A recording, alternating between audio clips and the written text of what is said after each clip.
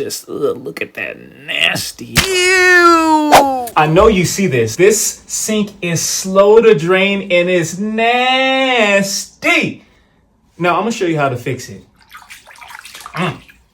Now that the sink is finally drained, I noticed the culprit. It's usually going to be right in here. And I hate these drains. These drains are actuated by a push knob here. See, you push it down and it goes up. Pull it up, it goes up. I mean, you get what I'm saying.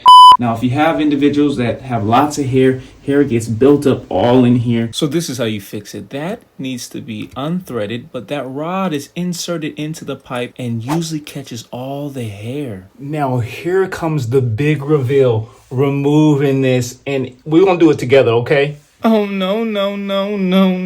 Oh, here it is. Ew. Oh, my goodness. Oh, man, it just goes on forever. Forever.